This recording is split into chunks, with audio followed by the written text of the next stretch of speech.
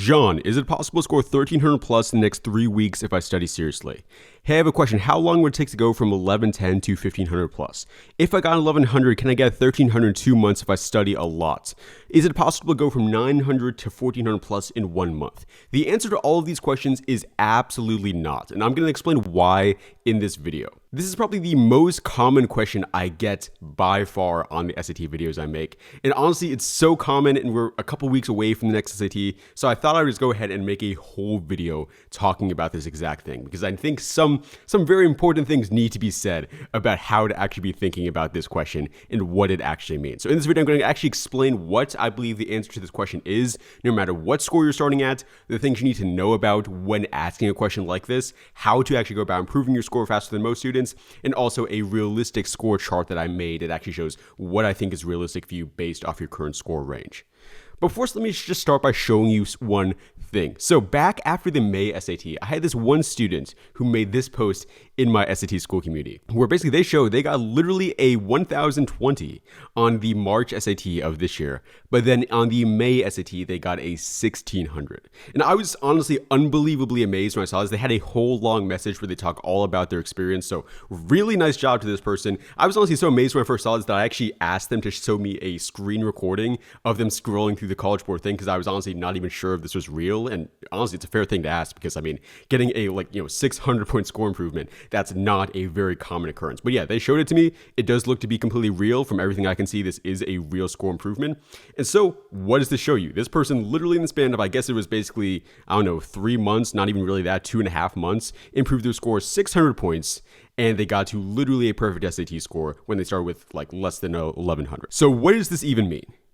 Well, here's how I really want you to think about this process. It may not be completely likely for you to improve your score to every single amount. This was some extremely rare situation that is almost definitely not going to happen to you, and that you really should not be banking on in any way, shape, or form. Maybe you could be hoping for a 1500 plus, but getting a perfect 1600, especially from starting from this score, is a very, very unlikely thing. And that's why this post is so great, because it's probably a 0.00001% chance of this happening to you. But what is possible is you think to yourself, if you want to improve, let's say 100 points, you probably are going to have to study a certain amount per day. But if you want to improve 200 points, you're obviously going to have to study significantly more than that. If you want to improve 300 points, even much more than that. And so you should think about the amount of days you have left and think, how much work are you willing to put in per day? And it shouldn't even really be based around the time, because the time, you can spend 3 hours, for example, in a bunch of different things. You could waste 3 hours scrolling on TikTok.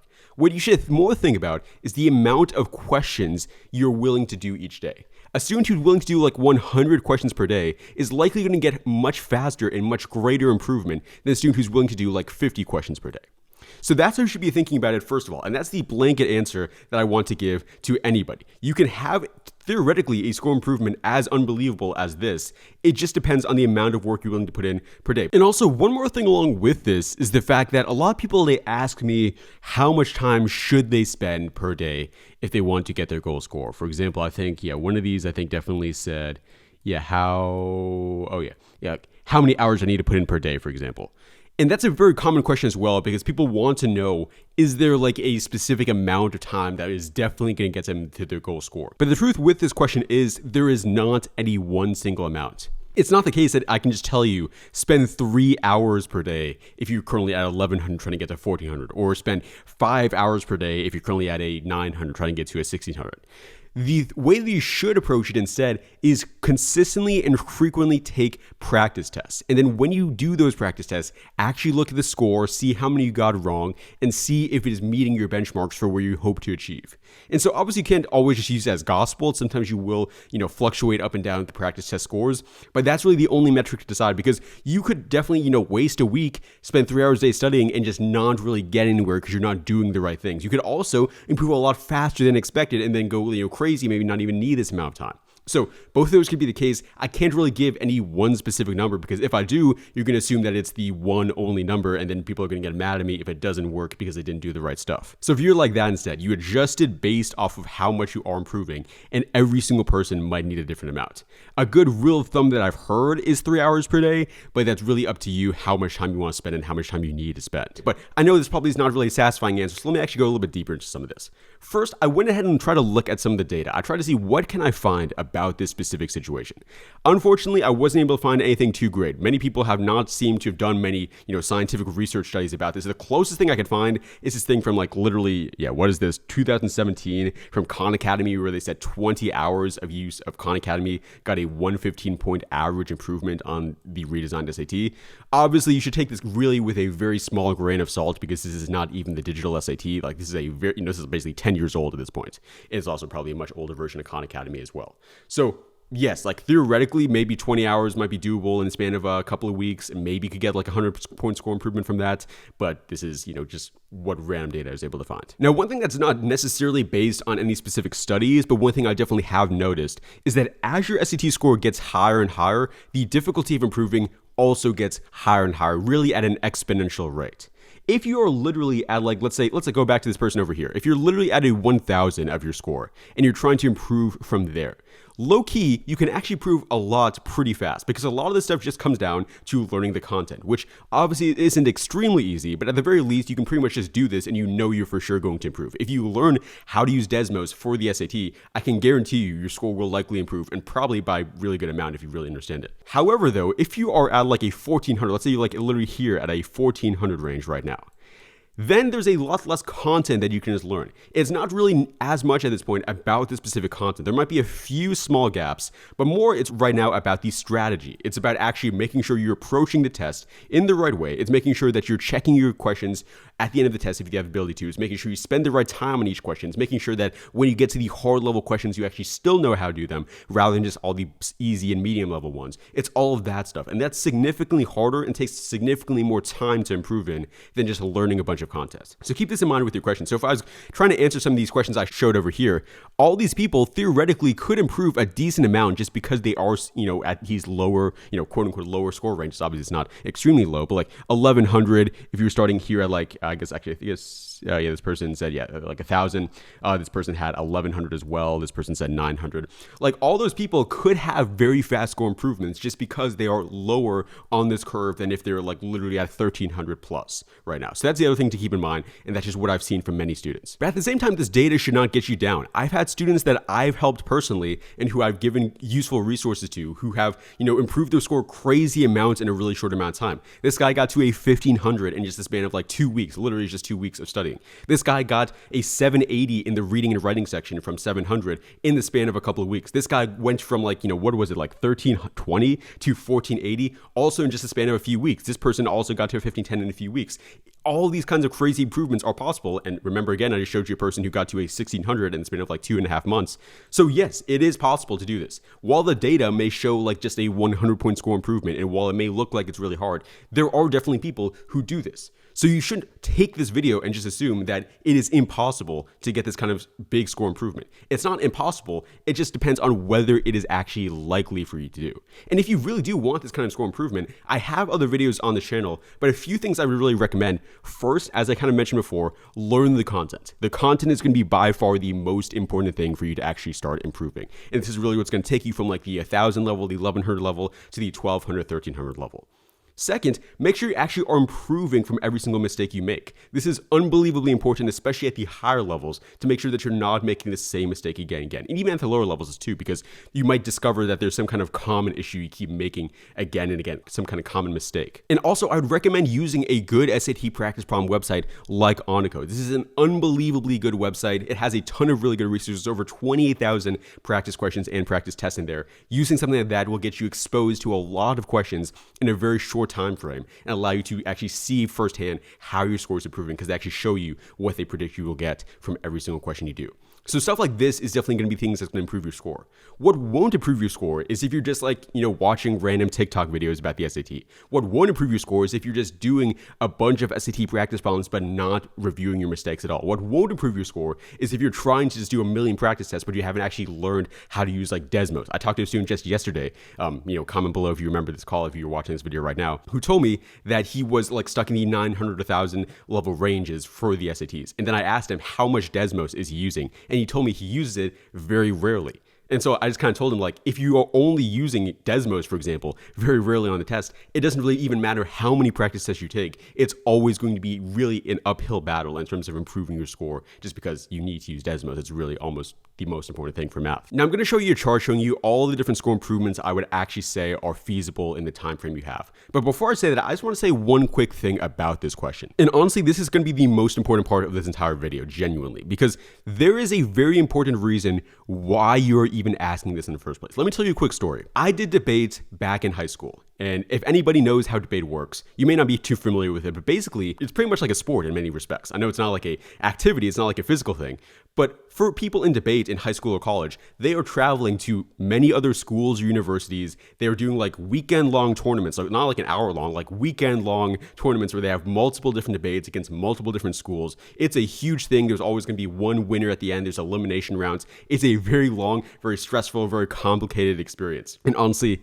when I did it, I was really stressed out. Like, stress was really hurting me a lot in these tournaments because you would just be in this place for like a weekend at a time, or even sometimes more than that. Sometimes like 4 or 5 days.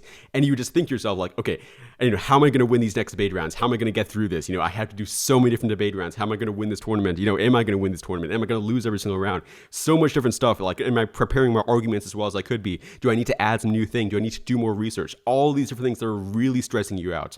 And I would try to deal with the stress in several different ways. And let me tell you a few of the ways I tried to. One is, I remember there was one tournament where I just told myself, I'm going to win. I just said, okay, I'm going to win this tournament. We're going to win. I told my debate partner, okay, we got this. We're going to win this tournament. First place, for sure. No chance of us getting anything less than first place at this tournament. How did that work out? Well, actually extremely badly. Like, actually kind of crazy. The tournament where we did that was one of the worst tournaments I've ever gone to. Like, I did worse than that than probably any other debate tournament I've ever been at. So you can see just, pure confidence, just like, I don't know what to even call it. It's like it's mental, trying to improve your mental state. Did not work for me. It did not help to just tell myself I'm going to do well. Another thing I tried doing was just metagaming. What I mean when I say this is I would look at the different teams that are in the tournament and try to think to myself, okay, do I have a good chance of winning this tournament based off the different teams in it? When I say teams, I mean basically different schools. So, there are some schools in debate that are just better at debate and some schools that are just worse at debate. Just kind of the fact of the matter. Some of them have better programs, some of them have better coaches, all these different things. And so I would look at the tournament online and I would see, okay, are there a bunch of easy schools that I can very easily beat in this tournament, or are there a bunch of hard schools that would be a very difficult time to beat? And so if it was very easy schools, I'd feel great. I feel like, yes, we're going to win this tournament. It's going to feel great. If they're very hard schools, obviously I would not be feeling as great. I'd be feeling like, oh my gosh, how am I supposed to win this? This is going to be so hard. I'm going to have to face against all these really difficult schools. It was an okay strategy. It did get me a bit more confidence, but it wasn't that useful at the end of the day, because if there was a really difficult tournament, that was not going to really be the thing that would help me be less stressed, because I'm just going to be even more stressed if it was a really difficult tournament. So not really the best strategy here. Another thing I would often do is ask my coaches to tell me, hey, do you think we'll be able to do well at this tournament? I would always say like, hey, do you think we have a good chance at winning this tournament? So I'd ask the coaches, and they would also kind of struggle to really give me good advice, because they would never know. They would not be able to say for sure, will you be able to win the tournament or not? They don't know how the debate rounds are going to go. They don't know what arguments the other teams are going to use. So the coaches, they'd give me okay advice. They'd be like, hey, you got a good chance at this. I think you're solid at this. There was one coach specifically, I remember, who specifically would always say stuff like that. But obviously that was not useful as well. Let me tell you what actually solved my stress problem. Let me tell you what actually was useful for fixing stress at the debate tournaments. It was actually just work. It was practicing my arguments. It was getting more comfortable with the different things I was planning to run in the tournament. It was practicing talking. It was practicing speaking. It was practicing actually doing debate rounds. It was that stuff. It was the stuff I did not want to do. The stuff that is actually painful, is actually boring, that people actually don't want to spend time on. This is what actually improved my ability at these tournaments. This is what actually caused me to start doing better at these tournaments and not be as stressed while being in it. And hopefully you can see the parallels with what I'm saying here. You are hoping that there's going to be some kind of magical fix to this. You're hoping that you can just ask me, hey, John, what score do you think I can get in this SAT? And you're hoping that I'll say like, yeah, you can get a 1600, you can get a 1500, good job, good work here. That's not going to help you. It doesn't matter if I tell you you're going to score well. Also, it doesn't even matter if I tell you you're going to score badly. Like, imagine if all these people asked this question and I just told them, hey, you failed. You're not going to do it. You're not going to get a good score. Give up. You're bad. Would you just be like, okay, well, I guess John told me that I can't do it, so I guess I have to to give up, you know, oh well. Like, no, like hopefully you actually would still like think, okay, screw this guy. I'm going to try to prove him wrong and try to actually improve my score regardless. I'm going to still work hard. I'm still going to try to improve my score. People don't want to hear this advice. They don't want to hear this, but in actuality, confidence comes just from the work. Confidence cannot come from just telling yourself that you're going to do well or from other people telling you that you have a good shot at it. And the reason why you're asking this question is because you're hoping that I will give you that confidence. You're hoping that I will give you permission to work hard and tell you that there's a good chance. Or you're hoping that I'll give you permission to just slack off and not really try that hard because I'll tell you that it's not possible to get your goal score. Screw all of that. Just focus on doing the work, try to do as much as you can, and try to be like this guy here who got his 1600 after starting with 1020. It literally doesn't matter if I tell you can do it, if I tell you cannot do it, if anybody else says you can do it or cannot do it. It just matters how much work you're willing to put in and how the test goes on that day. And the fact that you're trying to find a different thing here is just showing that you're trying to avoid the work and instead you're just asking for permission when in actuality you should be grinding. So in actuality, look at how much time you have before your next test. Plan how much practice problems you are willing to do, how much time you're willing to spend before it, and see what theoretically could be reasonable. If you have the ability to spend 3+ hours per day on SAT prep before your next SAT, that could be a really good shot for you. You could get a lot of practice problems done in that time. You could really understand the content very well, do a lot of practice problems, review your mistakes really well, and you might have a chance of seeing a huge score improvement like this guy or like these people over here. That is what affects your score, not what I tell you in any of these videos. Last thing I want to show you here, I did go ahead and make what I call this realistic score chart. Now keep in mind, this is just the score improvements that I'd be comfortable hanging my hat on as saying are reasonable for you to get on the SAT with a decent amount of studying. This is not the maximum. This is not the minimum. This also is not even based in actually any specific data. This is just based off of my own thoughts from talking to a lot of different students and seeing a lot of students improve their scores or not improve their scores. This is what I think is reasonable. So you can look at this, you can see where your score is at right now, what is doable for you to improve, and all of that. But as I said before, this is not the end all be all. If you think that it's possible for you to get a higher improvement, if you think you can put in more time, you can get a significantly higher improvement than this. So just keep that in mind. But if you want my honest answer to your question as for what I think is very realistic and very reasonable to get, it would be these here. So you can see, if you want some more videos talking a bit more on how you should be spending these last few weeks before your test, I just uploaded both of these videos that I think are very useful, especially this one here, the second one, there with August 22nd in the top right, I think is a very good video that really explains pretty in-depth what you need to be doing heading into your next SAT. So definitely give those videos a watch if you want some more help with this and some support. And let me also just go ahead and plug real quick my SAT Skool community. So I know you probably don't want to hear this right now, but I will say I did the data for the people here in this community, and the average student who really puts in the work got a 120 point score improvement from SAT to SAT in terms of actual College Board scores. So if you want, a 100 point score improvement, if you want a very good chance of getting this just based off the data, this may be a really good resource for you to check out and potentially improve your score. We have a bunch of really good resources in here, including one-on-one tutoring with me, where I'll actually help you and try to diagnose your mistakes for whatever is currently, hurting you the most. That is all for me today. Hope this video was able to give you some motivation and some encouragement. I will also say this is the last video of July that I'll be posting on the channel. I've been uploading a video every single day for the whole month of July, and it's been a lot of fun. I really appreciate everybody who's been watching these videos every single day. I appreciate the comments from people who've been saying that they've been checking the video every single day to see what I upload next. So thanks so much for that. Hopefully we'll be still doing some good content, maybe not every single day, but most days into the month of August as well, and hopefully still help you improve your SAT score. Anyways, thank you so much. I will see you guys in the next one. Good luck on the next SAT, and make sure to always stay Gucci.